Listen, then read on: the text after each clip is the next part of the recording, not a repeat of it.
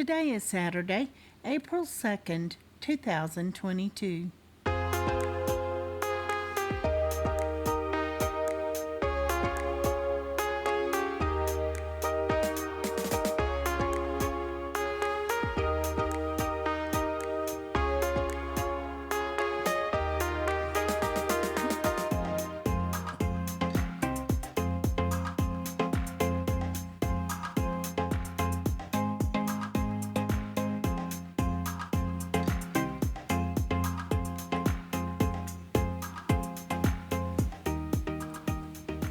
Welcome to the Survivor Fans Podcast. I'm Joanne. And I'm Stacy.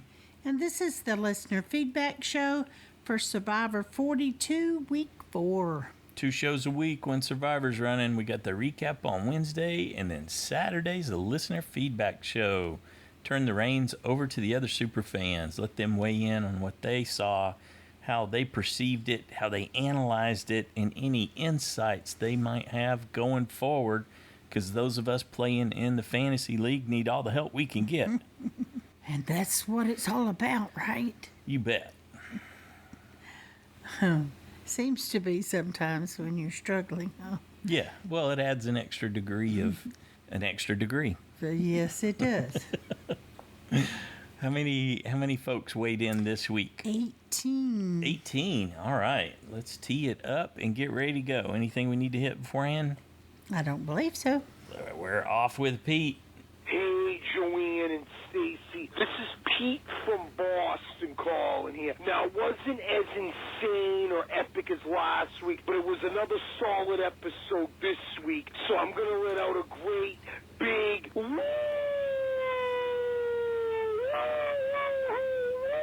And man, guys, what can you say about Jonathan? That guy is reminding me of Hercules or Thor, like you heard all the castmates say. He is turning into like Super Joe from way back in, what was it, season 30, Worlds Apart, and a Second Chance and all that, too. But again, he may be the best physical player, there's no doubt about it, but you could see not a good strategic player. And clearly it was not good when he opened up his mouth after that reward challenge there, because you could see it tipped off Omar and Marianne and rubbed them the wrong way there. It looks like they're into some kind of a silly argument based on the next time on, but I'm hoping it's not too much. But I think Jonathan, he's going to make the merge, but I wouldn't be surprised if he's the first out, unless he goes on a Kobe Donaldson, Tom Westman run. Okay, now I was hoping for the green team to lose. I really love High. I started to like Mike again a little better, because I really wanted Daniel or Chanel to go, but more Daniel. But that green team, to their dysfunctional credit, they pulled it out with that puzzle at the end and finished second, and I didn't think they had it in them. Now onto the blue team, led by Princess Diva Tori. Oh my goodness, if Swati kept her young mouth shut, I think Tori was gone. And once again, the shot in the dark, the third time wasn't the charm again. Completely useless. Get rid of it, Probst. Watch out, $1 Million Island's going to overtake you. But anyway, guys, real quick, Tori, guys, again, they better watch it. She's reminded me again of Shahin, and Rox sees right through it. But clearly, Romeo and Drea want to work with her. I think they're going to watch out, though, and they got rid of Swati there. But I think she just couldn't keep her mouth shut, and that did her in. And I knew Tori wasn't going home, because, again, where is this beware advantage that she reads? Come on, guys, it better happen next episode. Other than that, it was a solid episode, and I can't complain. So far, so good. Hang in there, Jonathan. Love this episode. Take care, guys. Whoa. Whoa, thanks, Pete. Well, so far, the Blue Tribe is tracking just like the Blue Tribe from last season in terms of finding their beware advantage. Remember, it took a while for Nasir to come up with... to get it, yep. Yeah. Wonder if it's hidden in the same place. His was in a tree, Oh, yeah, right? I think it was, yeah. Down there at the beach. Next up, we got a call from Robert. Hey, Joanne, Stacy, and Survivor fans. This is Robert from Canada calling in with my listener feedback. Did you guys hear the big news? I guess after next season, they're finally done filming in Fiji. It's true. Apparently, Probst leaked that they'll be moving to film in a super remote location deep in the Arctic. I guess instead of building shelters out of bamboo, they're going to have to be making igloos out of ice, so that should be pretty interesting. Happy April Fools. Now on to the episode. I thought it was a good episode. Jonathan put on another fantastic show. It's going to be really sad to see him go when the tribes merge. He's so entertaining to watch. I'll say as a reward challenge, though, I think it's a bit dismissive to attribute the victory solely to him. His tribes seem to work really well together, and it was a really impressive performance. Next week, I feel like it's anyone's guess who's going home. I really want to say Daniel, but I think to quote Marianne, the preview is a bit of a bait and switch. If I was on the show and Daniel's shoulder was injured, I wouldn't vote him out unless I had to, because if he doesn't injure himself off of the show, he can always be voted out later on. I don't picture the skunkster making it to finale and getting the win. I'm still leaning towards him for my vote out point, though, or possibly Tori, if she ever does find that advantage, but I'm looking forward to hearing everyone else's perspective this week and hoping it'll help me snag a vote off point. All right, thanks. Talk to you later. Thanks, Robert. Yeah, I would imagine they'll drag Daniel along as long as they can, as long as they don't need to get rid of him. I would. Yeah, you'd be eager to get rid of him. Oh, yeah. Certainly, Chanel contributed to that puzzle solve, and so did Lydia. So that they have something to show, some merit. Daniel, not so much. Next up, we got an email from Taylor in Alabama. Hey, Joanne and Stacy. I've been listening to your podcast since Winters at War and thought it was about time to submit feedback of my own. Yeah. In the off season, I've been going back and listening to all of your podcasts starting from Palau. Wow. Wow. Okay, so you're doing like 33 seasons over I've made 1,100 episodes. I've made it to Heroes versus Villains so far. Okay.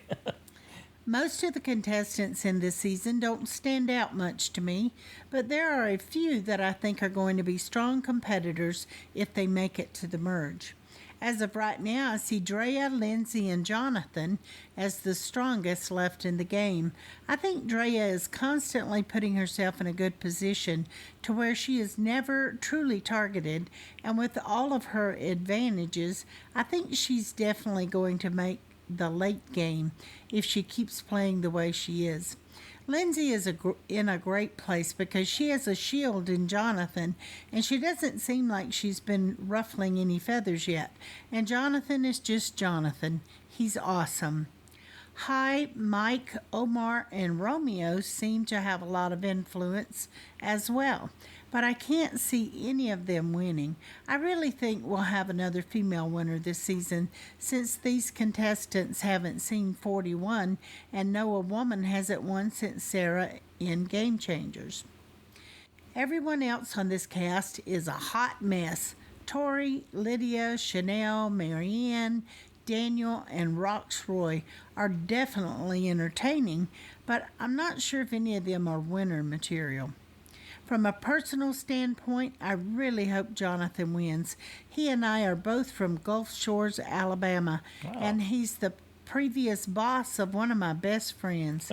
Everyone here at home is cheering for him. That's it from me. Have a great week, everyone. All right, thanks, Taylor. Good job on your first feedback there. Definitely a student of the game. Yeah, the whole Jonathan in peril thing, I think we're all getting antsy, and the closer we get to the merge, the more worried we are for him.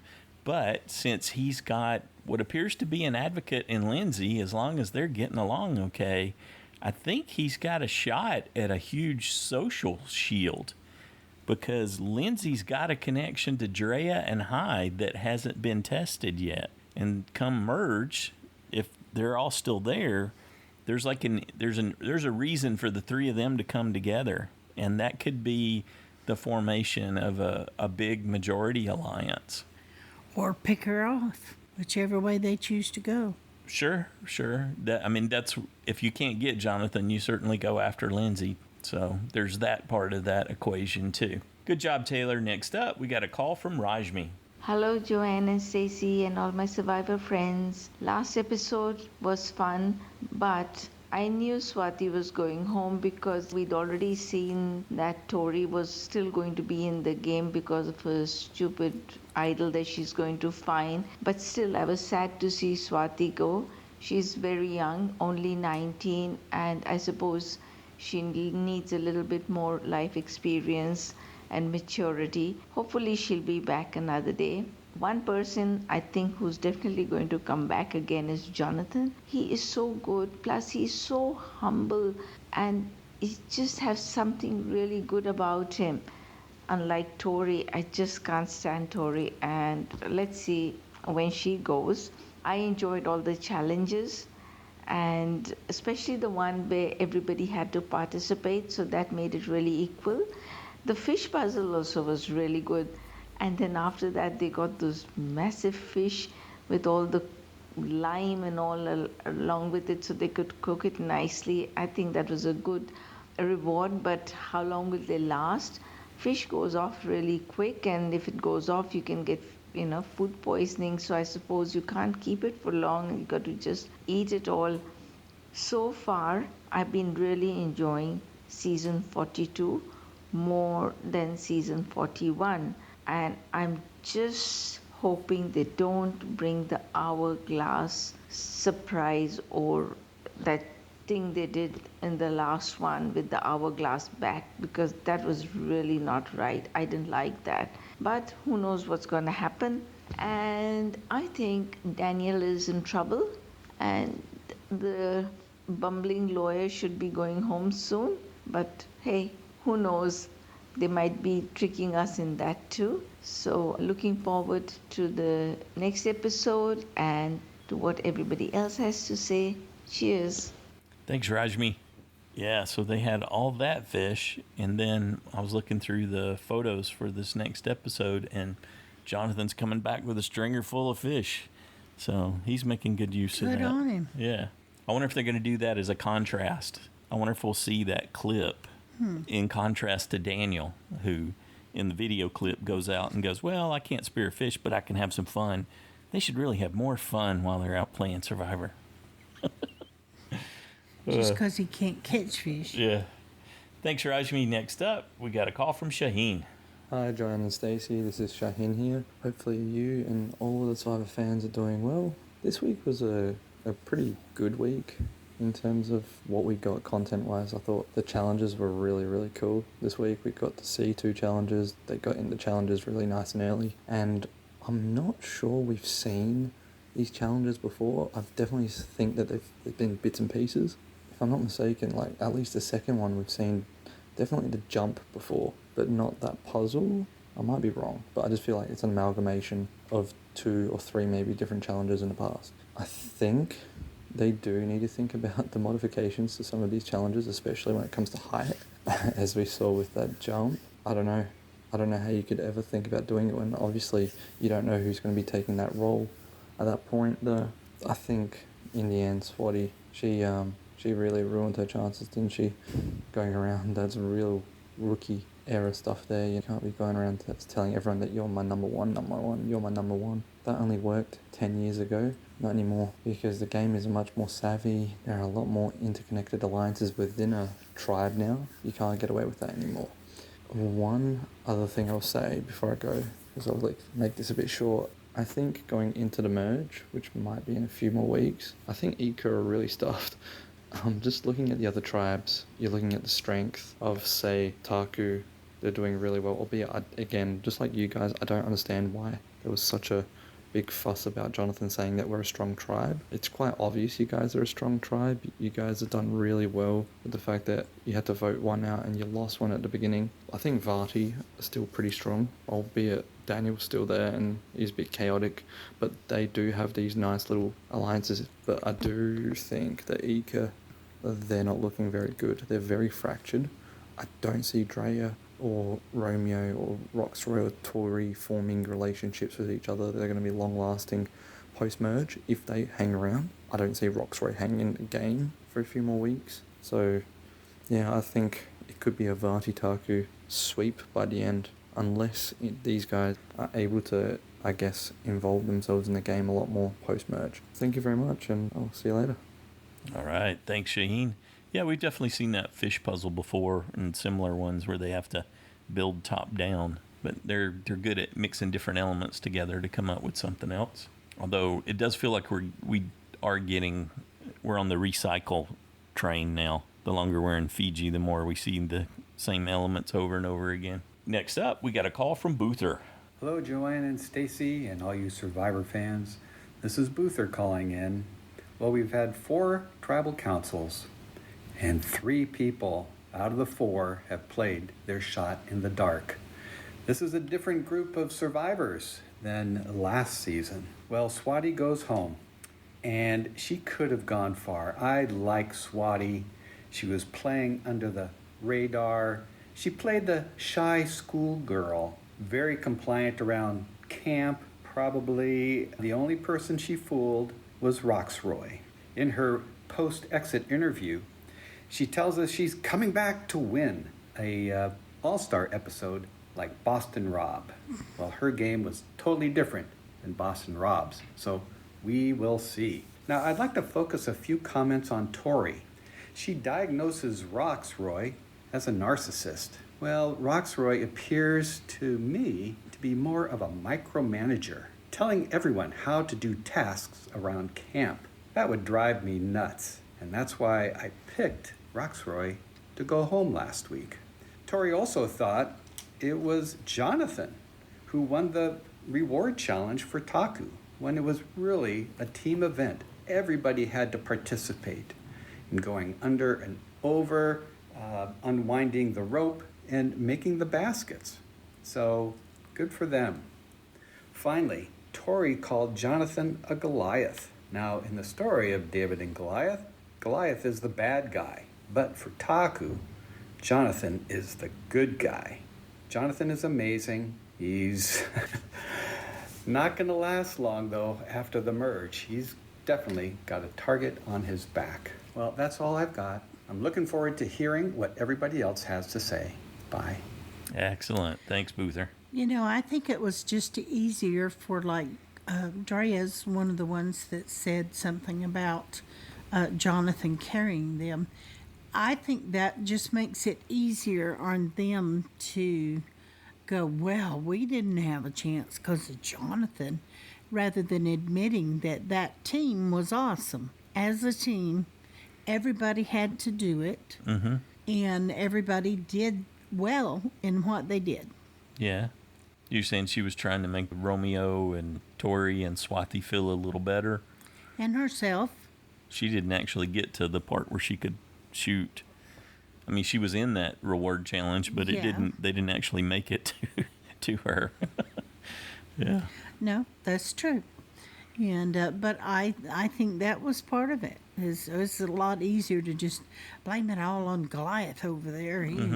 He takes that team, and he has carried the team on a couple of challenges, but he didn't in that challenge. So I think that was just easier for them to deal with their losses, their continued losses, because Jonathan. Well, I will say that he definitely did much better as a caller as he was doing the over-unders to coordinate the unravel dance He definitely for that did. braided rope. And the other tribes were struggling a little bit with that. That was part of their organization, I think, as a team, though. And if Jonathan's good at that, then that's what a team's supposed to do. You let the person that can do it, regardless. All right. Next up, we got an email from Erin in Canada.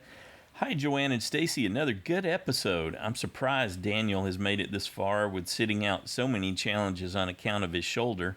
I like how Mike had to explain to Daniel what it means to be played. I'm enjoying watching Mike play more than I expected, and I like how he decided to join forces with Hai after the incident and not let his emotions get the best of him.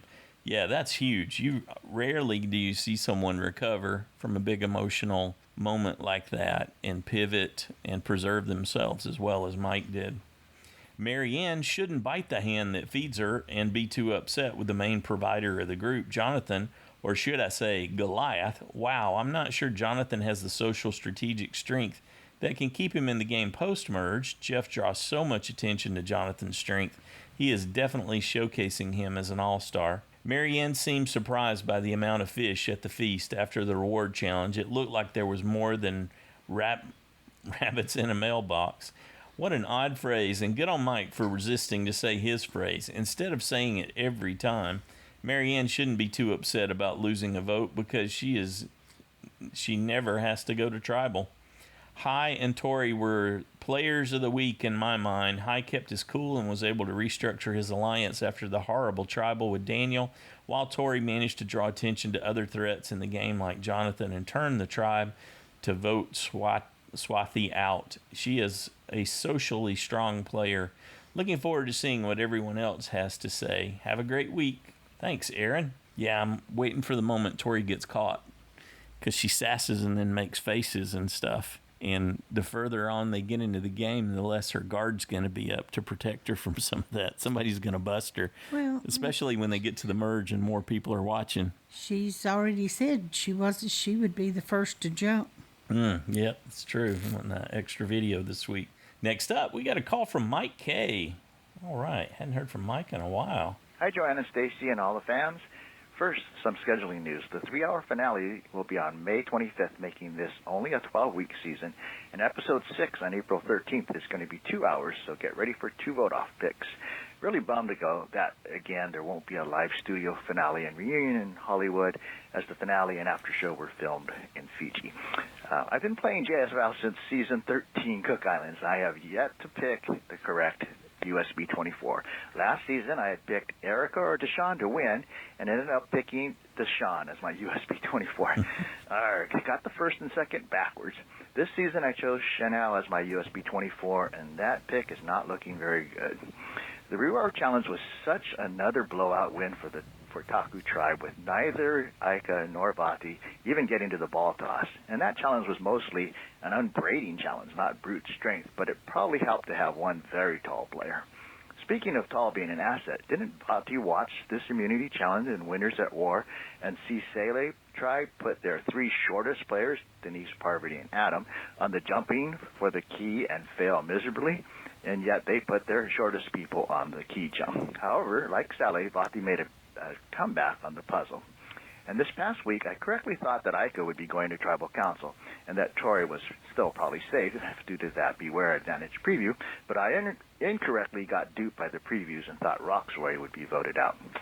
However, I should have realized there is a pattern in the eliminations so far. Every player eliminated has either been the oldest or the youngest gender player on their tribe. For Taku, the oldest were Jackson and Mariah.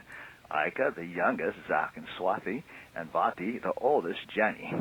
It doesn't really pay to be the oldest or youngest on a tribe, especially these small tribes. This week, the press release states, also immunity is on the line and one tribe gets tied up. I'm going to guess Aika wins on the strength of Tori untying knots, and Taku gets tied up. But Jonathan comes to the rescue from behind, and Vati ends up going to Tribal Council, and our guest Daniel gets voted out. This is MikeK from SoCal. All right. Thanks, Mike. I want to add, too, that we've got the finale, like Mike said, on May 25th, and the new Obi-Wan series was scheduled to start also on the 25th. But I reached out to Disney and Lucasfilm and asked them if they could push it a couple of days so we wouldn't have to deal with the finale and the premiere of Obi-Wan, and they graciously agreed. So Obi-Wan's now going to start on the 27th. So we'll have the finale on the 25th, a little breather, and then Obi-Wan will start on the 27th. And then we'll have the last listener. This is April 2nd, honey. Oh, okay. April 2nd. Okay, good deal. Good to hear you again, Mike. Next up, we got a call from Drew. Hey, Joanna and Stacy. Hey, everyone. This is Drew, sending in my feedback again on late Saturday night, or Friday night. Yes, Friday night, before I forget. Gosh, the days are blurring together. I don't know about you guys, but every day blurs together in my life anymore. Yeah, just listen to your recap. It was a good episode. It was a good, like Stacey said, I appreciated your shout out about the gimmicks. It was a pretty straightforward classic Survivor episode. There wasn't a lot of distraction from the gameplay. There were 2 challenges. They were both pretty great. A lot of social interaction, a lot of psychology. So I did enjoy it, yeah. Oh, yeah.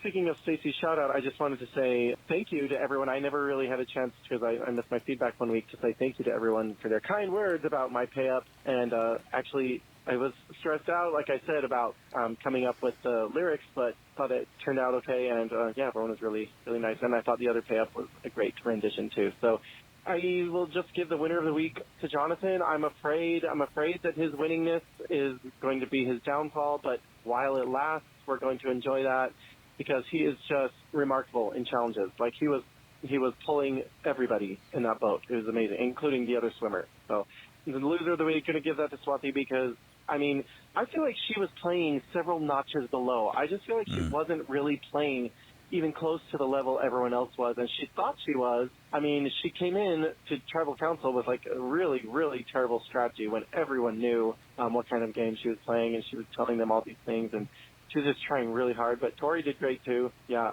I'm going to push back a little bit on the concept, like, philosophically, and we'll get too deep into it, about my truth, because, I mean, I know, especially in a game like Survivor, when so much of it is about, I guess you could say, sleight of hand or misdirection, I think there's truth, and then there's not truth. But that's kind of a thing nowadays. So, yes, like I said, I won't get too deep into that. But it is an interesting thing to think about, especially in the scope of the game like this, and how people at least perceive what is true or what they think is true. So, yeah, like I said, really interesting and enjoyable. So more of this, please. Interesting. It's going to be a short season also.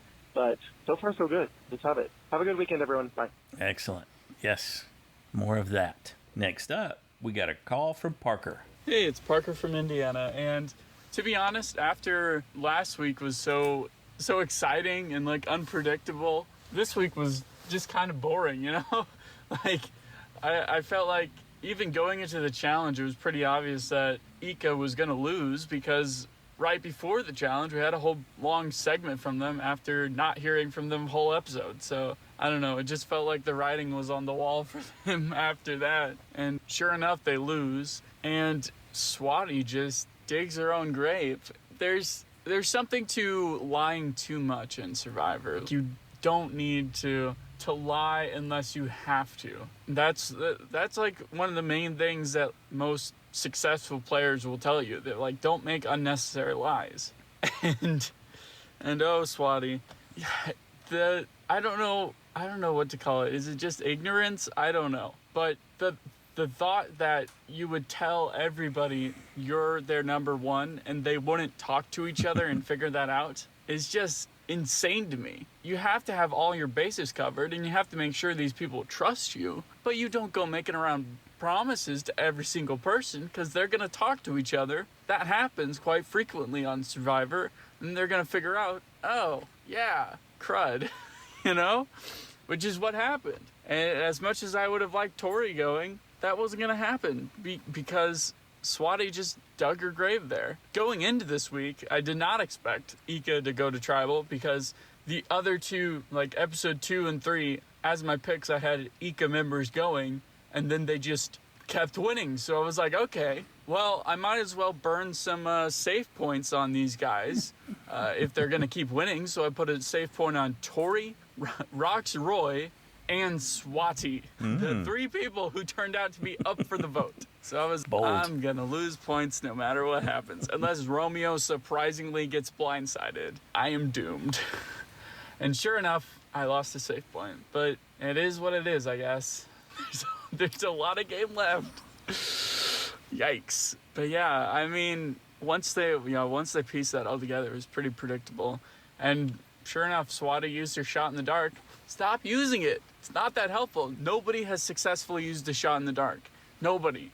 Stop using it. It doesn't matter. Just pretend it doesn't exist. Please. Can we tribal council gong this thing? It's there for a couple episodes and then it's just gone. Or frickin' the tribal urn, the talking urn that you pass around. Shot in the dark doesn't need to be there. It's pointless. It hasn't worked. It's just there for, like, dramatic effect right before the vote. But yeah, that's all I got. I will see you guys next time. Excellent. Thanks, Parker. I think it's a great teachable moment. I predict it'll work once this season. Yeah? You think that's why it's being featured so much. Although they can't. I don't know. They can't not feature it when if it they happens. play it, they have to. Yeah, it's going to come up for sure. And everybody has one. It's an So excellent demonstration of probability. Every time there's a 1 in 6 chance that you get safe. Those are really bad odds. I think it's here for the season at least. Yeah, definitely. All right, thanks, Parker. The other thing that Parker and Drew were talking about was about how Swathi was playing at levels much below what her competition is at. And I think they might have done her a disservice casting her so early. She's So just young, you mean? yeah, she's just not ready. Give her a few years, and she might have made fierce competition. I don't think she'll come back. I can't see why there would okay be with any compelling reason for it. But even in her interview, she was talking about how she didn't anticipate them catching her in the "You're My Number One" thing, and it's just yeah, she really was. It wasn't a fair fight for her, unfortunately. Not Boston Rob too. Yeah, that part. We didn't even catch that part. She went out 5th, and she was talking about going out 4th. Now voted out 4th, yeah, I guess. But in terms of going out of the game, she messed that up, and he didn't go out 4th in his first season. And, yeah, she just got that. It was like everything that she did that we got to see. Said it incorrectly. Yes, it was off. Oh, well. She was fun to watch there for a little bit. Next up, we got an email from Jack in California. Last week's episode was pretty insane, and I think this week's episode was basically a repercussion of it all. I feel like Jonathan being called out on both episodes doesn't bode well for him come merge. I do like him, but with him being the challenge beast for the tribe, I feel like he will be done. He will be one of the targets when the time comes for that. I do feel bad that Jenny had to leave last episode. As for the rest of this most recent episode, it was quite a surprise to see both a reward and separate immunity challenge. I really do enjoy this cast a lot, and it was unfortunate to see Swathi go, but she was causing some unneeded drama, so my vote out pick was just a lucky one. Wow. All right. Thanks, Jack, and Good job there. good on you. You got a point. Yeah. Next up, we got a call from Kim. Hey, this is Kim from North Carolina. I tried a stream of consciousness approach while watching the episode, but then I had to re-record it. So first thing was, Chanel, I don't know if she's trying to say what she thinks is right to say in the moment, but she doesn't say what she really means. She's very wishy-washy. Mm-hmm. And I thought it was funny that Daniel trusted someone who was untrustworthy, like himself. Ooh. Karma. I'm pretty sure Good it's one. high, but I think one reason I like him is because he has a picture of his pet on his socks, and I have a pair of socks with a picture of my cat on it, so I feel kind of a kinship with him. If you don't want people to tell that you have an extra vote, then don't tell people you have an extra vote. The story about how Jonathan's dad encouraged he and his brother to do pull-ups and work out just reminded me that people have an influence on you and shape your life before you even know they're doing it. And I guess that can sometimes be for good, but it can sometimes be for bad. And in Jonathan's case, it turned out to be a pretty good thing. I still really like him a lot, even though I think at the merge, he's going to go pretty soon. Cameron and I traded text messages about just how nice he is, but he's doomed unless he wins every single individual challenge. And is he going to be good at those balancing on a tiny piece of wood kind of challenges? He strikes me as someone who could be pretty zen and focused, but I guess we'll just have to wait and see. When I was watching the show, I thought, man, Tori is gaslighting Swathi by trying to criticize Swathi for doing exactly what Tori was trying to do. I really don't like that kind of trying to mess with another person's mind. And I felt quite vindicated when Stacy basically said that in the recap. Thank you, Stacy. You're welcome. I think that's about all I have to say. Great to hear from everybody. Look forward to tomorrow's show with all the listener feedback. Take care. Have a great week. Bye. Thanks, Kim. Good job. I do not believe Jonathan will do well on a balance on a tiny edge type challenge, because you could see when he was pulling that boat and they did that underwater shot of him, he is a thunderfoot. He's got big old flipper feet, and he's carrying around all that muscle mass. So there's going to be a whole lot of weight on a tiny surface. But what if he's a surfer and he's got really good balance? Oh, I imagine he does, but it won't be enough when there's that much pressure on such a tiny point in that big old foot that won't fit well on an edge. Well, that's my prediction. Thunderfoot will not do well on those. Okay. Next up, we got a call from Noelle. Hi everyone, it's Noelle calling from Albuquerque. That was a great episode. Let's get into it. I'll start with the Taku tribe. I love the Taku tribe. I love the Jonathan show. They're so fun to watch. I think that they wouldn't be performing as well if they had kept Mariah, I'm sorry to say. But now they're killing it in challenges, and I know we're supposed to root for the underdog, but they're so fun to watch. Vati tribe. Boy, did Daniel step in it. Oh my gosh. His last 2 episodes have been so funny. I wonder if he's sunk his game to the point now where they'll just keep him because he has no chance of winning, or if he's made himself a bigger target. That'll be interesting to see play out. Lydia performed terribly in the last challenge. I wonder if maybe they were regretting keeping her. Ika tribe. Drea is my USB, and I get this sense that she's kind of all over the place. Seems like she can't stick to a plan. Roxroy kind of feels like they're not listening to him that much anymore. He doesn't seem to have much power in the tribe. That'll be interesting to see play out. Liking Romeo's game. He seems to always have a say in what happens. Swathi, I'm a little bit confused about what happened, because I feel like the editing was trying to tell the story in the most succinct way and not necessarily the most consistent with what actually happened. I kind of feel like Tori is better at Survivor than they're showing us, because it seems like she's gotten herself out of the spotlight. She's gotten the target off of herself twice now. And just seems like the edit's not giving her credit for that. And I wonder why. Maybe it was luck. I doubt it. I kind of felt like Swathi, trying to say that Tori was sneaky and not trustworthy and stuff like that. Just felt like we didn't see the whole story. I guess that's what I'm trying to get at. Anything else? Trying to remember about the episode. Marianne is so much fun to watch. Because I love Marianne and Jonathan so much, maybe that's why I love the Taku tribe. And I like Lindsay better than I thought I would. And Omar, I would like to see more of him. Wait, why does Omar have no vote? Geez, am I forgetting everything? There's so much going on. Okay, and then the final thing I wanted to say was when Marianne said, do better. That made me laugh about nobody else saying their phrase at the mat chat or whatever they call it. I hope you guys all have a great weekend. Bye. Thanks, Noelle. Omar has no vote because he risked his vote along with Chanel, and they both lost it. Shipwheel Island, that trek they went on 2 episodes back. That's why he has no vote. And Lydia was certainly gravity challenged on the jump and get the key portion, but as you were talking about earlier, she did really well. Yeah, she did really well in solving the puzzle and pulling it out in the end. She helped, yeah. Yeah, she was helping with that. Yep. So they did good with the catch-up on that challenge. So Chanel and Lydia got some redemption, and Hai and Mike were pretty proud of themselves for being able to pull the boat. They looked so exhausted. Yeah, they gave it everything they had. Well, and just think, Jonathan did it alone and pulled the other swimmer too. And he was wasted too. He was out of breath. It took him a while. Well, yeah.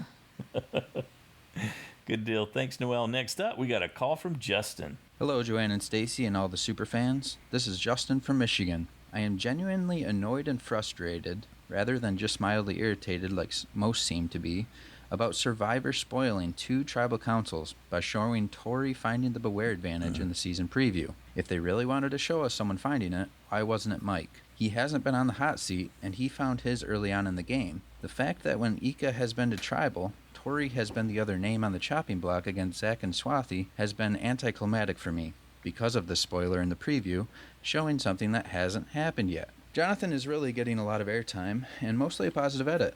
This could set up that he is the first merge boot, or that he goes on a historic individual immunity run.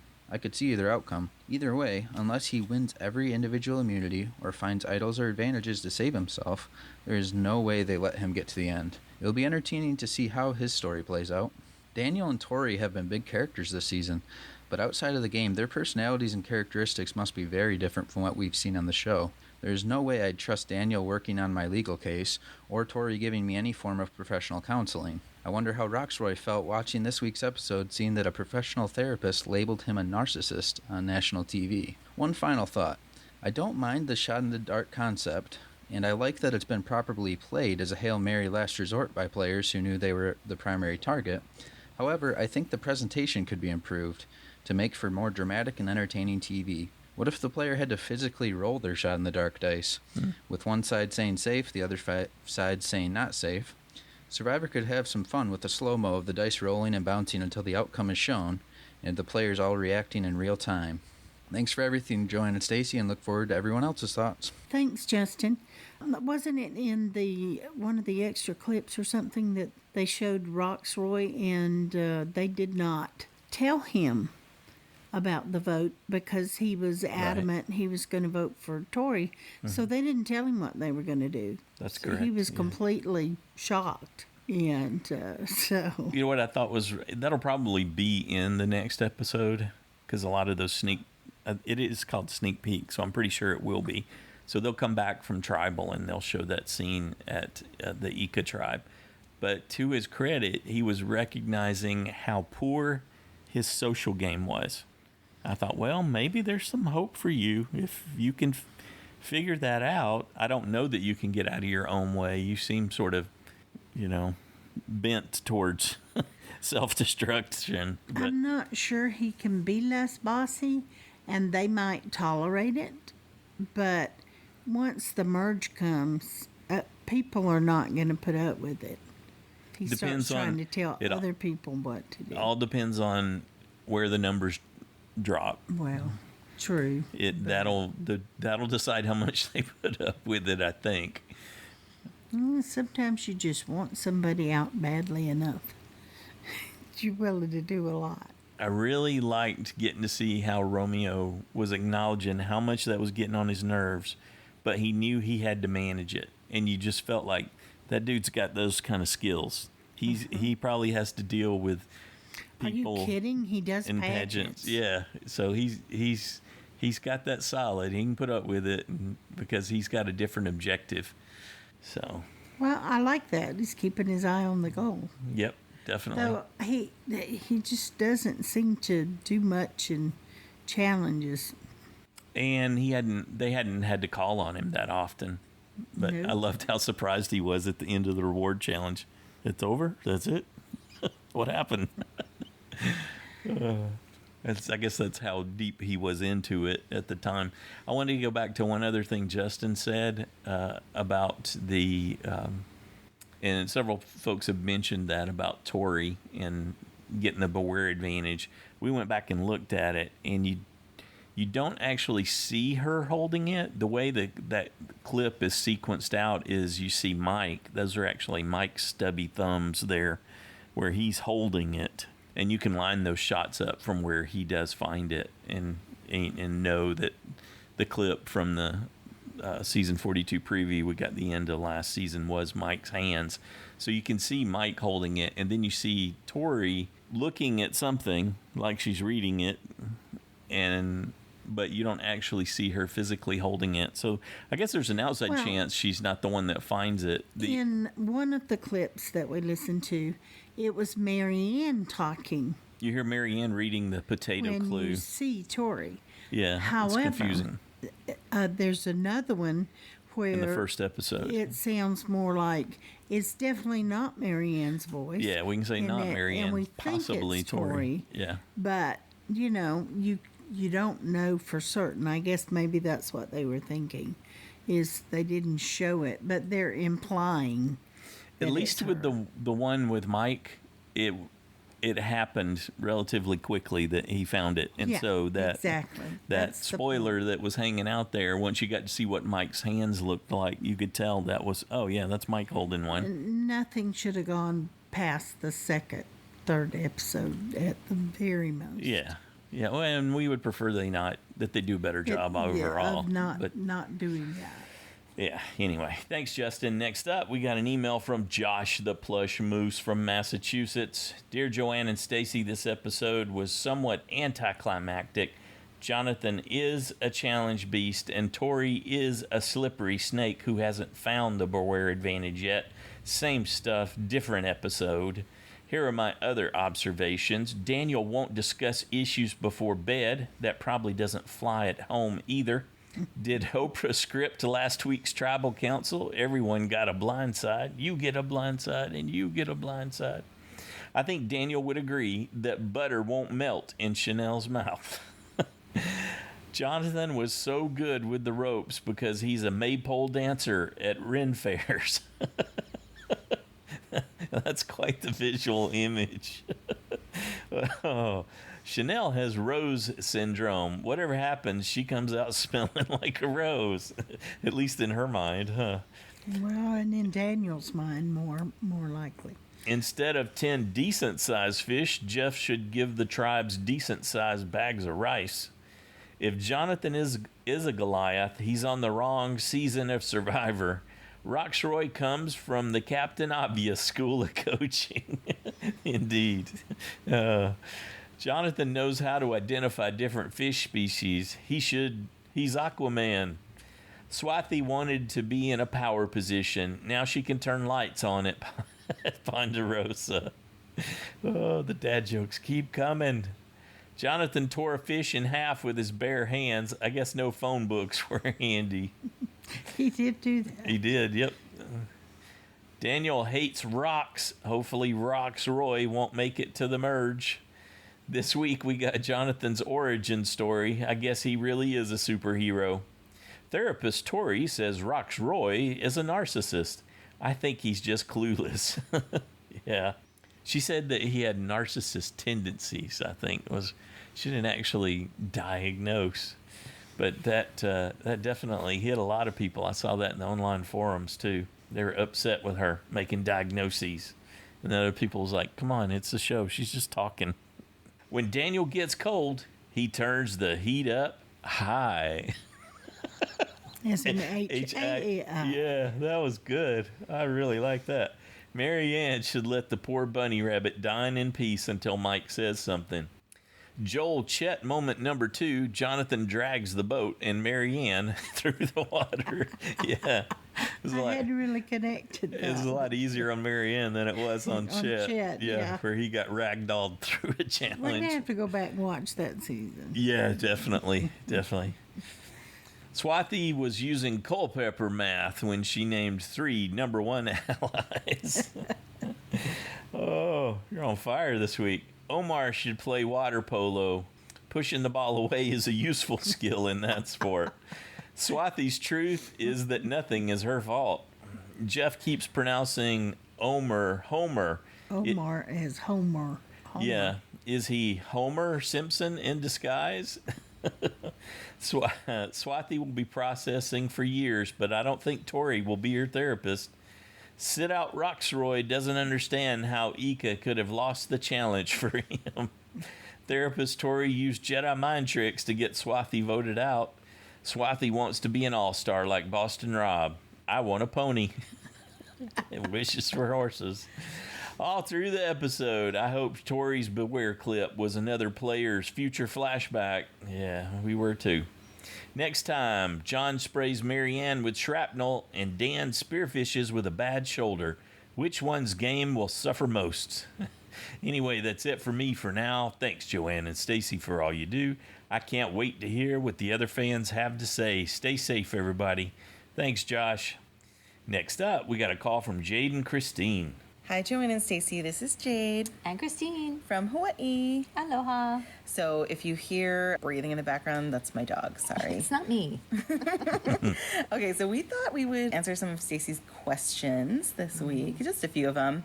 We're thinking about how our assessments of the survivors have changed. I am getting a little bit annoyed with Marianne. In the first episode, I kind of liked her, and the longer she's on the show, the more annoyed I become at just her drama. I feel like she's got too much drama. She always needs to be the center of attention. Yeah, it's coming off a little fakey with the camera. Yeah, all the like, oh my gosh, big faces, so surprised. Like, right. I was actually really surprised about Swati, her play. I don't know. I always thought that she was kind of just under the radar, sweet little girl. I thought she was kind of a goat, gonna kind of hang her on or whatever. But she was playing so hard. That's true. She was aggressive. Time they were really showing her, and it just did not work out for her. But she had the nerve to compare herself to Boston Rob at the end of that thing. Did you see that? Yes, I was like, I don't think so. No. Definitely not. She wishes. So who do we think is still in danger of being voted out? I think for sure Daniel and Roxroy. Who do you think? Chanel. Yeah, Chanel. I wish Tori also. We do. But I think now I think she's going to actually be safe till the merge. Yeah, she's kind of crafty. She is. Yeah, she is. Yeah. So who were we impressed with this week? We just continue to be impressed with Jonathan. Yeah. I was reminding Jade that in his bio he had that his pet peeve was wearing shirts. I had totally forgotten about that. It made me think about him as being just kind of full of himself or like impressed with his own body or something. But he's really turned out to be kind of humble, definitely the team player, wanting to lift everybody up and as a provider. Yeah, and that story about his dad. It made me kind of sad. It just made me want to like go up to him and pat him on the shoulder and be like, it's okay, Jonathan. We love you for who you are, not what you can do. You're amazing. Yes. Just the way you are. Exactly. Yeah. But it's fun to watch the show and just see these survivors, getting to know them better. And, of course, we're enjoying JSFL. Yes. Although, I think I've been losing save points left and right here. It's really hard to predict who's going to tribal. It really is, yeah. So I have no idea next week. No. But it'll be fun. Yes, can't wait. Thanks, Joanne and Stacy, and thanks, Survivor fans. Yes, aloha. All right, thanks, Jade-n-Christine. I love how you use those questions. They're always there. I think it's a great way to get your feet wet with listener feedback. Good job with that. And because you did that and gave such a great example of how you can leverage that to do listener feedback, I'm going to give you a tip for next week. If you're ready for JSFL, Taku will not be going to tribal council. There you are. You heard it here first. Good job, ladies. Joanne's just shaking her head at me. Okay, next up, we got a call from Jeremiah. Hello, everybody. It's Jeremiah here with some feedback for another solid episode of Survivor, which had, quite a bit of things going on. Daniel continuing to shoot himself in the foot. We had another attempt at a shot in dark. What's up with that, you guys? 3 times already this season. So surprised. What's going on that's so different this season compared to season 41? Then, of course, Jonathan flexing more of his muscles. And we had a tribal council that us superfans already knew what the outcome was going to be. And let me start with that. I was so annoyed by that whole thing, like you guys mentioned. You get to tribal council, we're down between these 2 players, and one of those players still had not had a scene that was played out in a promotional video that happened at the end of season 41. But one of the things I had to remind myself is the casuals, they have no idea. My wife, she's more of a casual, and she, of course, did see that promo, but she didn't remember it because she doesn't sit there and listen to the podcast and have everyone talk about it over and over again. So I think for the casuals, it's not that big a deal. So maybe CBS is like, hey, superfans, we get it. You're probably annoyed, but we're not worried about it. I don't know. What do you guys think? So last week, I had mentioned a few players early on here that I think I'm keeping my close eye on as potential winners. Obviously, High being one of them. I do like Omar quite a bit. I love that dynamic with him and Jonathan. And then, Drea was always on my list as a good player. But I think Roman now has to be on that list. He completely dissected what was going on in this episode to lead to Swati going home. I don't know. I think he is a player and maybe one we should really watch. What do you guys think about that? The last thing I wanted to talk about and kind of throw this to you guys as well is I know Survivor is not fair. It never has been. And I do know that during the casting process, I do think that the Survivor production does their best to try to even out things as much as possible. At least you would like to think they would. But I'm really thinking now, after more time to really dwell on this, and I really think that they really missed the mark here with this Jonathan casting, because especially with this group of 18, he clearly was the Goliath. I mean, there was really no one close to him physically. And I do think it's kind of a disservice a little bit to the rest of the other tribes. Now, granted, hey, listen, a lot of the challenges has a mental aspect for it, which makes it possibly you could beat them. I'm not saying they're not beatable, because obviously they haven't won everything. But I do think maybe they missed the mark here. What do you guys think? Is Jonathan too much of a physical presence? Okay, so for next time on Survivor, I'm really kind of leaning towards Daniel now. Watching him shoot himself in the foot this week, I think that tribe is probably going to go back to tribal council, and I've got him going home. So there's my prediction for next week, and that's pretty much it for me. You guys take care. Hopefully everyone has a great week. And this is Jeremiah coming to you from Southern California. Thanks, Jeremiah. I bet you they were hoping that Jonathan would be able to deliver some great moments, but they didn't really know. And there have been previous seasons where there have been really big guys in there, like Cliff, the basketball player he was 6'10". He's a big guy. And still, even though he was retired, he was still very fit. And then, of course, James. You got that one challenge in the water where James just engineered the win. He held the pole while the lady sat on it, and they carried him through the water. And that was mostly James carrying, a big wooden pole with a platform on top of it and a person standing on top of it. I mean, his tribe mates were there to help balance it for him, but that was really James going, yeah, instead of doing this silly hop between two poles and move the poles around, how about I just carry her from here to there? And it was over. To James Clements. Yes, yeah. And so what there's... did they call him? The grave digger? Yeah, that's his name for himself, yeah. Oh, okay. Because that's what he did. Well, he was very good in challenge, and he is a great hugger. Yes. And you remember those moments with James? James would push trees over. He would just go up to a tree and push it over to get firewood. They didn't know that James was going to do that.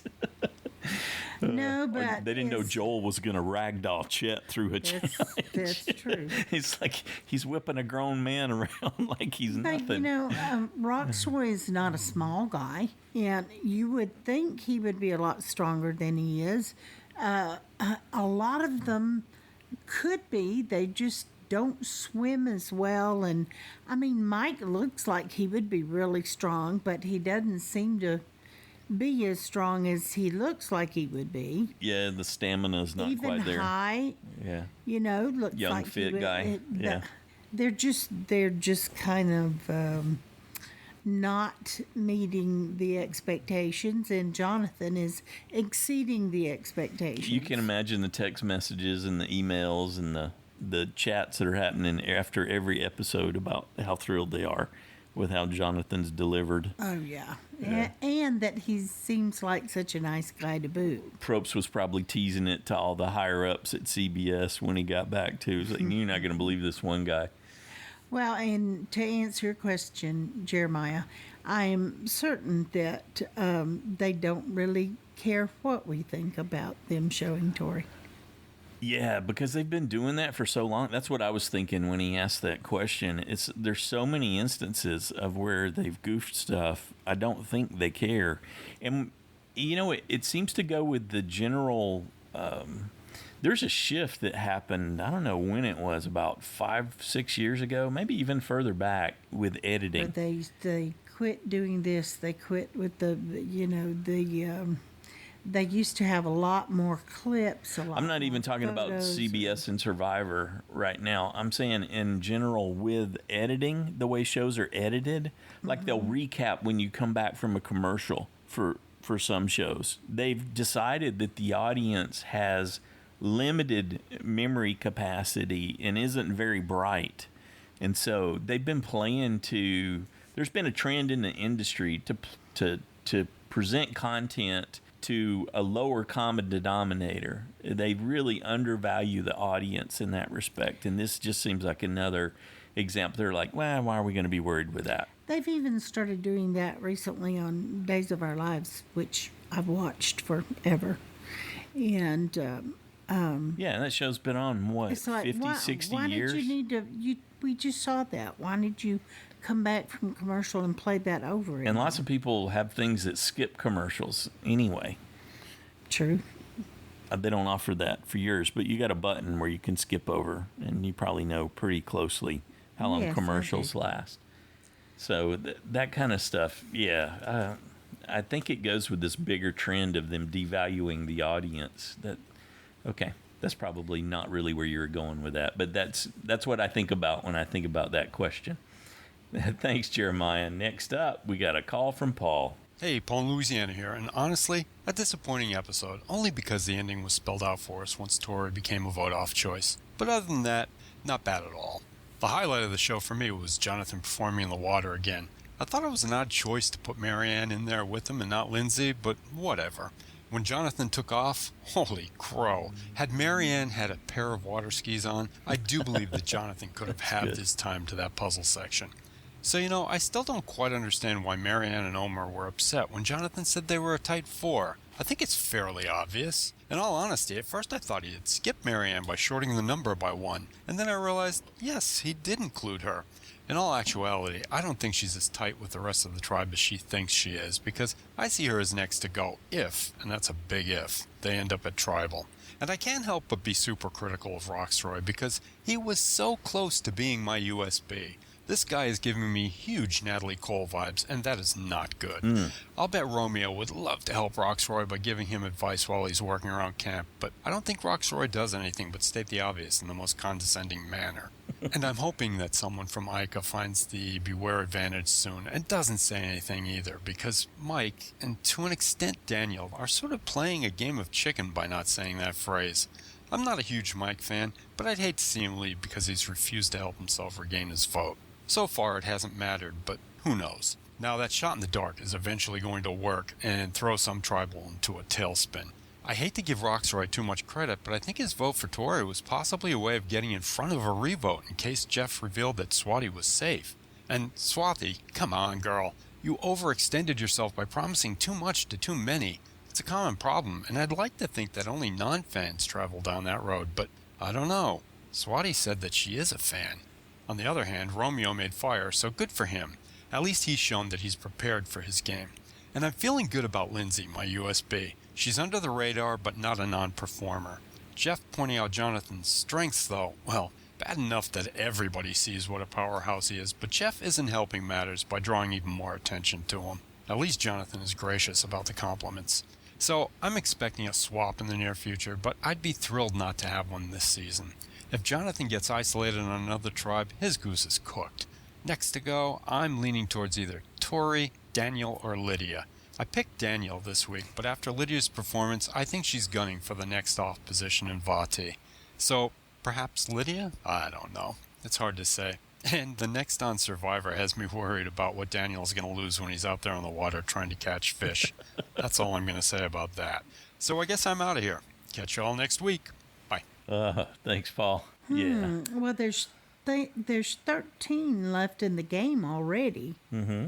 I mean, they've merged at 13 before. Yeah, last season I believe they merged at 11. Yeah, so we got did. a couple more to go before that thing kicks off that we're all sort of dreading.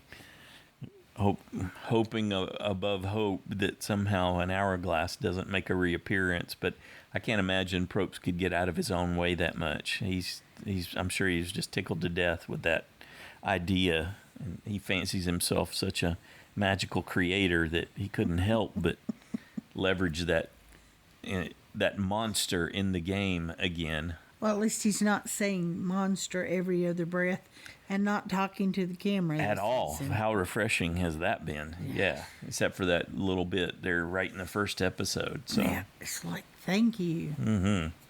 There was time to go to the editing bay and cut those parts after he saw how that season was set up. We want to say a big thanks to everyone who took time to share their thoughts and predictions today. We really enjoyed it. We appreciate getting to hang out with all of you and hearing your perception of how the episode played out, what you're thinking about all the different social interactions that we get to see, and your predictions for what's coming next.